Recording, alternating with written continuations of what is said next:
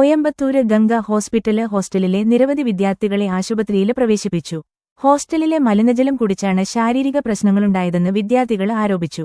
രക്ഷിതാക്കള് മുഖ്യമന്ത്രിക്ക് പരാതി നൽകി. 200-ലധികം നഴ്സിംഗ് വിദ്യാർത്ഥികളാണ് ഗംഗ ആശുപത്രിയുടെ ഹോസ്റ്റലിൽ കഴിയുന്നത്. കഴിഞ്ഞ 2 ദിവസമായി വിദ്യാർത്ഥികൾക്ക് ഛർദിയും വയറിളക്കവും പിടിപെട്ടതായാണ് ആരോപണം. ഇന്നലെ രാത്രിയിൽ നിരവധി പേരെ ആശുപത്രിയിൽ പ്രവേശിപ്പിച്ചു. പ്രാഥമിക ചികിത്സയ്ക്ക് ശേഷം വിട്ടയച്ചു. ഇന്ന് രാവിലെയും പലരെയും ആശുപത്രിയിലെത്തിച്ച് തിരികെ ഹോസ്റ്റലിലേക്ക് വിട്ടു.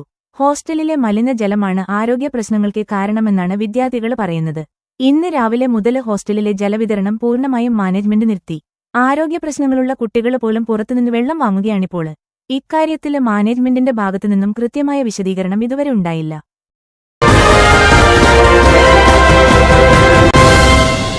കഴക്കൂട്ടത്തെ പോലീസുകാരുടെ പരസ്യ മദ്യപാനത്തിൽ സസ്പെൻഷൻ ഉത്തരവ് പുറത്തിറങ്ങി.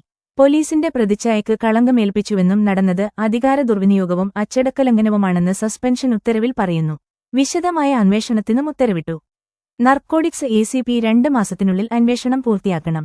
6 പേരും ഡ്യൂട്ടിലിരിക്കെയായിരുന്നു മദ്യപാനമെന്നാണ് കണ്ടെത്തൽ. സൈബർ SBയുടെ പ്രാഥമിക അന്വേഷണത്തിലാണ് കണ്ടെത്തൽ. തിരുവനന്തപുരം CT പോലീസ് കമ്മീഷണറുടേതാണ് സസ്പെൻഷൻ നടപടി.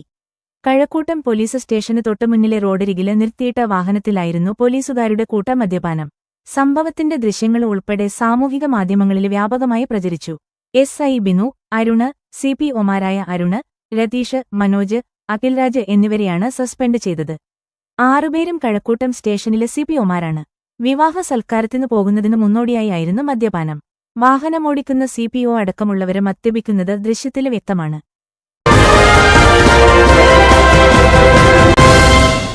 മൂന്നാമത്തെ ബലാത്സംഗ കേസിൽ രാഹുൽ മാങ്കൂട്ടത്തിൽ MLAക്ക് ജാമ്യം. പത്തനംതിട്ട ജില്ലാ സെഷൻസ് കോടതിയാണ് ജാമ്യം അനുവദിച്ചത്. അറസ്റ്റിലായി 18 ദിവസത്തിനു ശേഷമാണ് രാഹുലിന് ജാമ്യം ലഭിക്കുന്നത്. പരാതിയിൽ പറയുന്ന പല കാര്യങ്ങളും വ്യാജമാണെന്ന് പ്രതിഭാഗം കോടതിയെ അറിയിച്ചിരുന്നു. ക്രൂരമായി പീഡനത്തിന് ഇരയാക്കിയെന്നും ഭീഷണിപ്പെടുത്തിയെന്നുമായിരുന്നു പരാതിക്കാരി ഉന്നയിച്ചിരുന്നത്. നേരത്തെ തിരുവല്ല മജിസ്ട്രേറ്റ് കോടതി ജാമ്യം നിഷേധിച്ചിരുന്നു. തുടർന്ന് പത്തനംതിട്ട സെക്ഷൻസ് കോടതിയില് ജാമ്യാപേക്ഷ നൽകുകയായിരുന്നു. 2 തവണയാണ് ജാമ്യാപേക്ഷയിൽ വാദം നടന്നത്. അന്വേഷണം പൂർത്തിയായിട്ടില്ലെന്നും ചോദ്യം ചെയ്യലുമായി രാഹുൽ സഹകരിക്കുന്നില്ലെന്നും പ്രോസിക്യൂഷനും കോടതിയെ ധരിപ്പിച്ചിരുന്നു. രാഹുലിന്റെയും അതിജീവിതയുടെയും ശബ്ദ സന്ദേശമടക്കമുള്ള തെളിവുകൾ കോടതി കഴിഞ്ഞ ദിവസം പരിശോധനയ്ക്ക് വിധേയമാക്കിയിരുന്നു. ആദ്യ കേസായാണ് ഇന്ന് കോടതി കേസ് പരിഗണിച്ചത്. വാദം പൂർത്തിയായതിനാൽ ജാമ്യം അനുവദിച്ചുകൊണ്ടുള്ള ഉത്തരവ് മാത്രമാണ് കോടതി പുറപ്പെടുവിച്ചത്.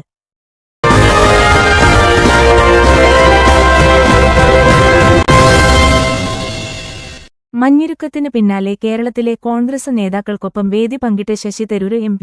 KBCCയുടെ ഗാന്ധി രക്തസാക്ഷി ദിനാചരണത്തിലാണ് പ്രധാന നേതാക്കൾക്കൊപ്പം തരൂര് പങ്കെടുത്തത്. കഴിഞ്ഞ കാര്യങ്ങളെക്കുറിച്ച് പറയാനില്ലെന്നും ഇനി സ്നേഹത്തില് മുന്നോട്ടു പോകുമെന്നും അദ്ദേഹം പറഞ്ഞു.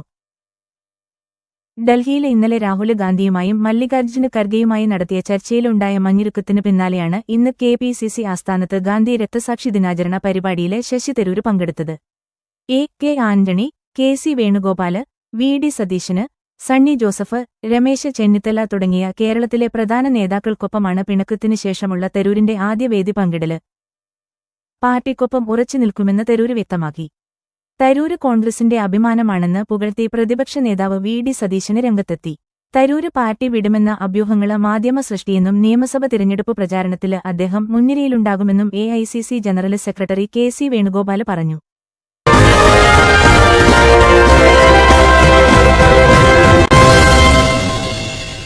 ബജറ്റില് പ്രഖ്യാപിച്ച വിദ്യാർത്ഥികൾക്കായി നടപ്പിലാക്കുന്ന ഇൻഷുറൻസ് പദ്ധതി പ്രീമിയം തുക പൂർണ്ണമായും സർക്കാർ വഹിക്കും. ഭക്ഷ്യവിഷബാധ മുതൽ അപകടത്തിൽപ്പെട്ടുള്ള മരണം വരെ സമഗ്ര ഇൻഷുറൻസ് പദ്ധതിയുടെ പരിധിയിൽ വരും.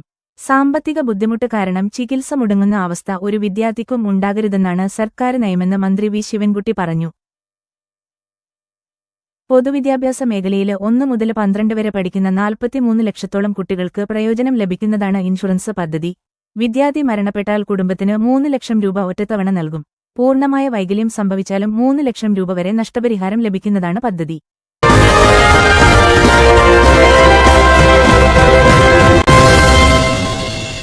ED റെയ്ഡിനിടെ പ്രമുഖ ബിൽഡറും കോൺഫിഡന്റ് ഗ്രൂപ്പ് ഉടമയുമായ CJ റോയ് ജീവനൊടുക്കി. ബംഗളൂരുവിലെ ഓഫീസിൽ വെച്ച് സ്വയം വെടിയുതിർക്കുകയായിരുന്നു. ആശുപത്രിയിലെത്തിച്ചെങ്കിലും രക്ഷിക്കാനായില്ല. ഓഫീസിൽ രാവിലെ മുതൽ എൻഫോഴ്സ്മെന്റ് റെയ്ഡ് നടത്തിയിരുന്നു. ബംഗളൂരുവിലെ ഓഫീസിലും CJ റോയിയുടെ വീട്ടിലും ED റെയ്ഡ് നടത്തിയിരുന്നു. ED പരിശോധനകൾക്ക് പിന്നാലെയാണ് ഓഫീസിനകത്ത് വെച്ച് സ്വയം വെടിയുതിർന്ന് CJ റോയി ജീവനൊടുക്കിയത്. ബംഗളൂരുവിലെ റിച്ച്മണ്ട് സർക്കിളിനടുത്തുള്ള ഓഫീസിലാണ് സംഭവം. പോലീസ് സ്ഥലത്തെത്തി തുടർ നടപടികൾ ആരംഭിച്ചു.